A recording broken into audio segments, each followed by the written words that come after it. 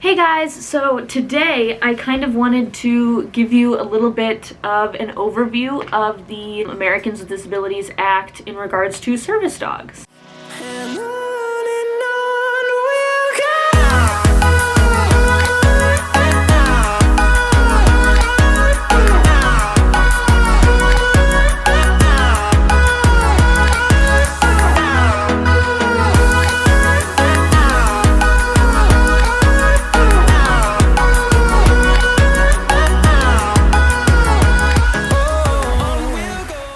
I've gotten this question asked a lot, is like, how do I bring out my dog in public and that kind of stuff, and I wanted to give you guys a little bit of an insight into what that law looks like federally. There are a lot of different state laws that will not necessarily trump this law, but they will add to it. So like this law, one of the things in it is only dogs and miniature horses can be service animals.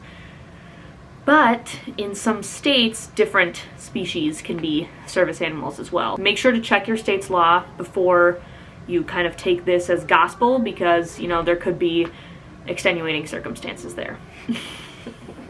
If you want to read along with me, the website is ada.gov/service_animals_2010.htm. It's from the U.S. Department of Justice, the Civil Rights Division, the Disability Rights section, and it's the ADA requirements on service animals. The Department of Justice published revised final regulations implementing the Americans with Disabilities Act for Title II, State and Local Government Services, and Title III, Public Accommodations and Commercial Facilities, on September 15, 2010 in the Federal Register. These requirements or rules contain updated requirements, including the 2010 standards for accessible design, 2010 standards. Basically, it's going to talk about like what service animal is defined as and sort of what that entails. So beginning on March 15th, 2011, only dogs are recognized as service animals under Titles 2 and 3 of the ADA. A service animal is a dog that is individually trained to do work or perform tasks for a person with a disability.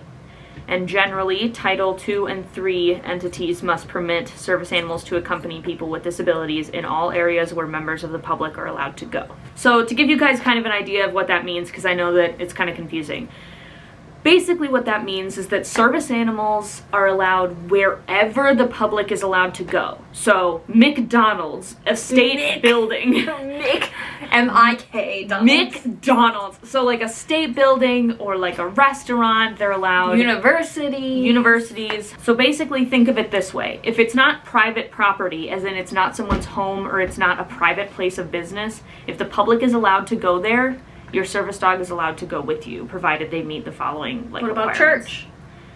Churches have different rules because the public isn't necessarily allowed to enter them without permission. So churches have a different rule under I think it's the Religious Freedoms Act. We'll get into that a little bit more later. So how service animal is defined. Service animals are defined as dogs that are individually trained to do work or perform tasks for people with disabilities. Examples of such work or tasks include guiding people who are blind, alerting people who are deaf, pulling a wheelchair, alerting and protecting a person who is having a seizure, reminding a person with mental illness to take prescribed medications, calming a person with post-traumatic stress disorder during an anxiety attack, or performing other duties. This is where the big difference is. Emotional support animals are not service animals. And the reason for that is because they're not trained to perform any tasks. They don't do any work for a person. Emotional support animals might calm the person just in general. So emotional support animals aren't trained. They don't have to do any work for their handler. Just being there for that person kind of helps them, you know, be calm, just the presence of the animal. That's why any species of animal can be an emotional support animal. But dogs can be specifically trained to do work. So like if you have an anxiety attack and just your dog being there helps, that's an emotional support animal. But if your dog actually interrupts the attack and like actively does deep pressure therapy or something else that is also considered a task, that would be a service animal. Service animals are working animals, not pets. The work or task a dog has been trained to provide must be directly related to the person's disability. It would be like if Michaela, let's say Michaela had diabetes, okay? And her dog did blood pressure alert. that's not really, that's not related to her disability necessarily. So like if somebody had anxiety and their dog did blood sugar alert, like it wouldn't be related to the point where you could consider that a service dog, because that person's disabling condition isn't what the dog actually mitigates. Dogs whose sole function is to provide comfort or emotional support do not qualify as service animals under the ADA. They would be emotional support animals. This definition does not limit or affect the broader definition of assistance animal under the Fair Housing Act or the broader definition of service animal under the Air Carriers Access Act. The Air Carriers Access Act basically talks about the rules for service animals and emotional support animals on planes. So if you're curious about that, I would definitely do the research into that. This isn't going to talk too much about it. But if you're planning on taking your service animal or emotional support animal on a plane, definitely look that up. But the Fair Housing Act is basically saying that assistance animals can live in any type of housing, right? Right. So the Fair Housing Act is about how your service animal or emotional support animal, they're both considered assistance animals, can live in any type of housing with no extra fees applied. And they don't, they can live in housing that would normally not allow animals. Some state and local laws also define service animal more broadly than the ADA does. Information about such laws can be obtained from the relevant state attorney general's office. So, like I said earlier, like in my state, cats can be service animals. So I would definitely make sure that you look up your state's specific laws to determine kind of what their rules and regulations are. So the general rule about that is that if your state law allows more freedom, allows more choices, allows more things for you to be able to do under the law, then that's okay. But if it limits it, if it says like you have to register your service animal can only be a dog, you can't have miniature horses, then that law would not comply by federal law.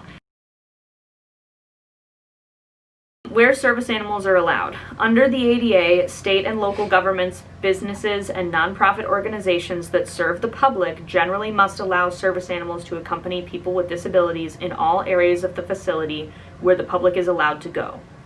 For example, in a hospital, it usually would be inappropriate to exclude a service animal from areas such as patient rooms, clinics, cafeterias, or examination rooms. However, it may be appropriate to exclude a service animal from operating rooms or burn units where the animal's presence may compromise a sterile environment.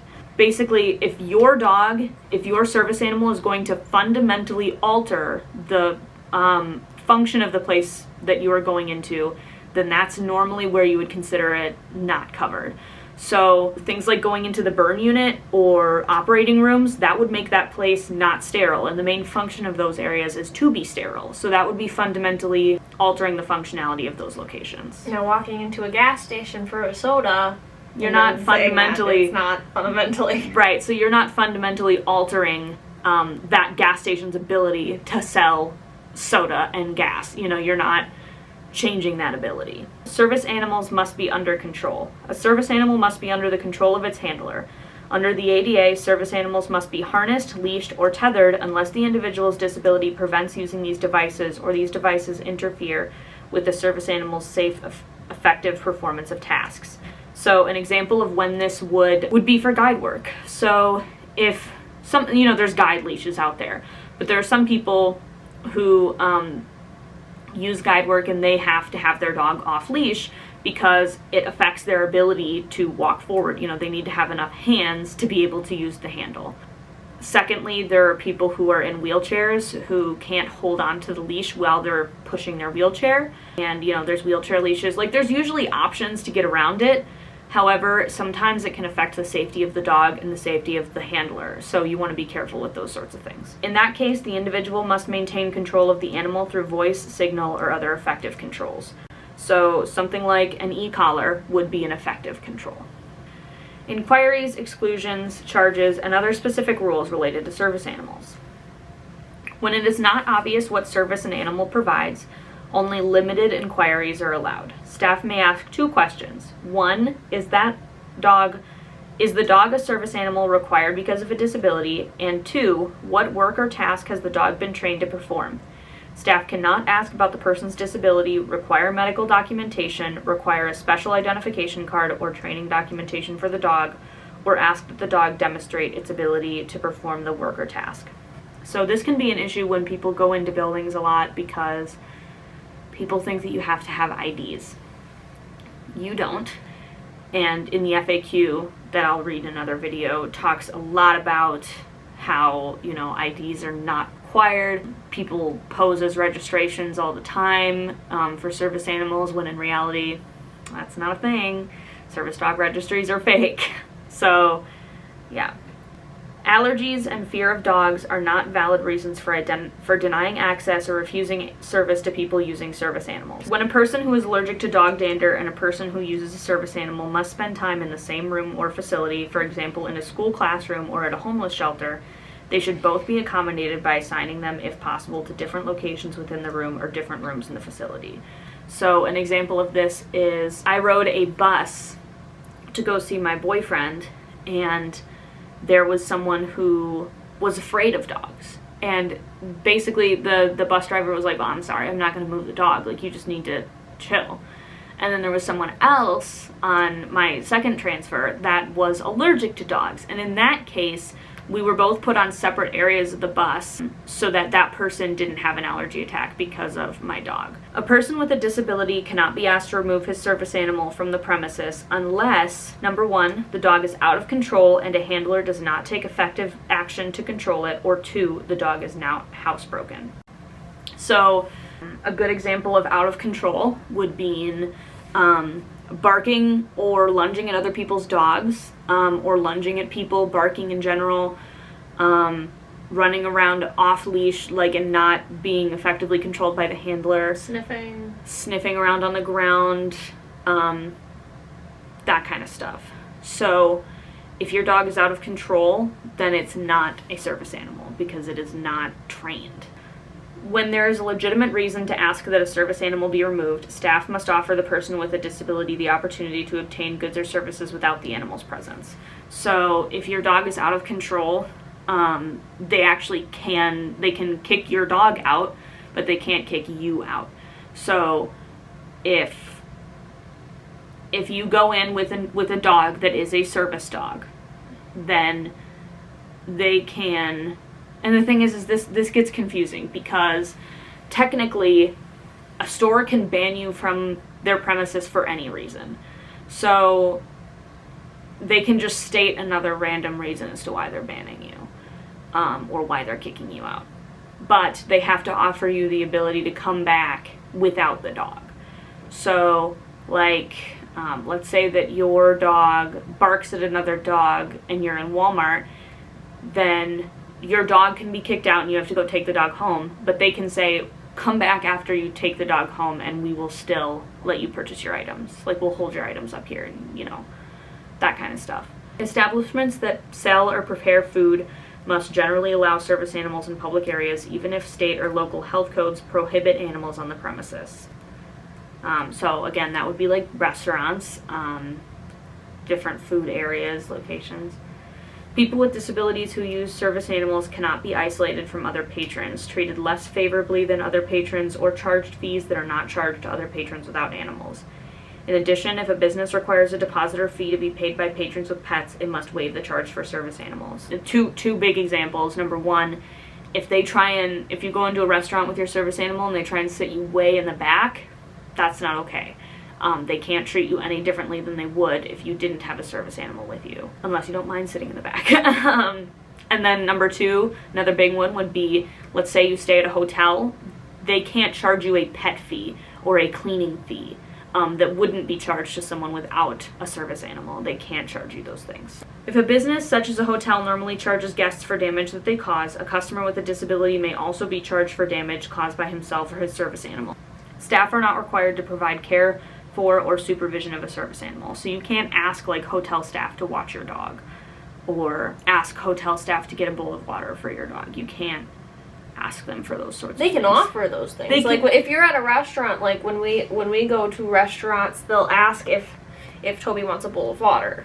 Yeah, so they can offer that kind of stuff just to be nice, but technically, legally, they don't have to provide it. So let's say I were staying at a hotel and I go up to the front counter and I say, hey, can I have a bowl so I can give water to my dog? they don't legally have to give it to me.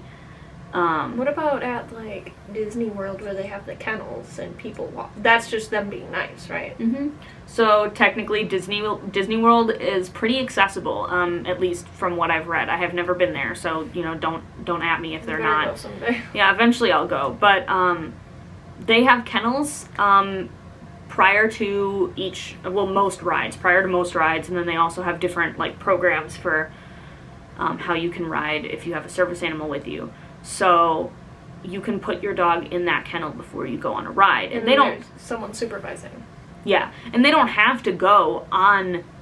they don't have to go out of their way to put those kennels there. They're just being nice.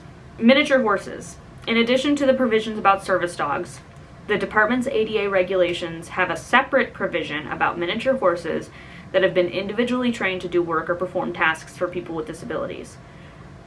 Miniature horses generally range in height from 24 inches to 34 inches measured to the shoulders and generally weigh between 70 and 100 pounds.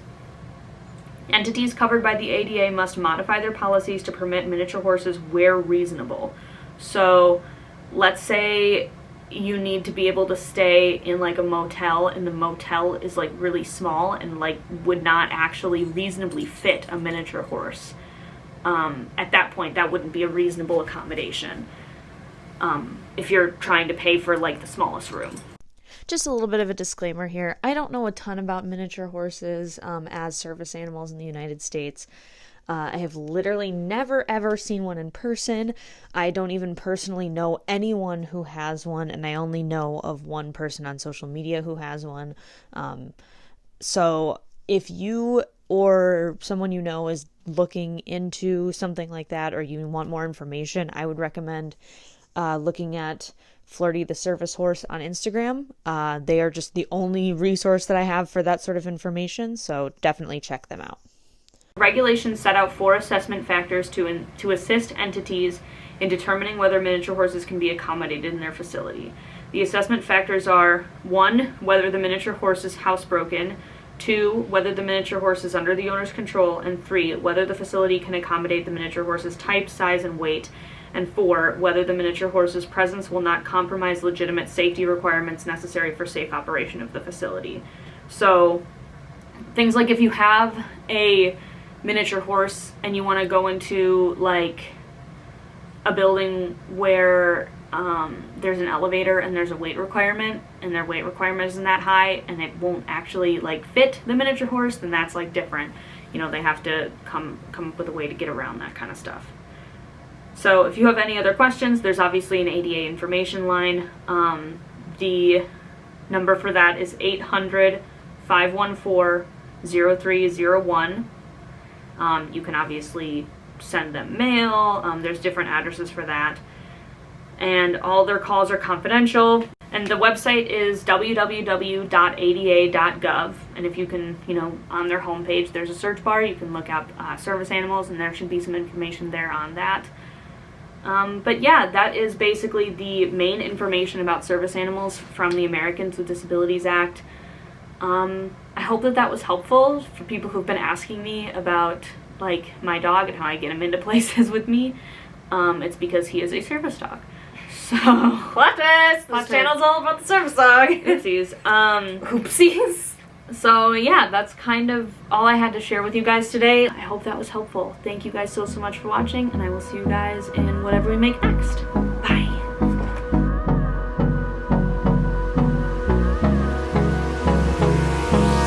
Hold me close till I get up. Time is barely on our side. I don't wanna waste what's left. The storms we chase are leading us, and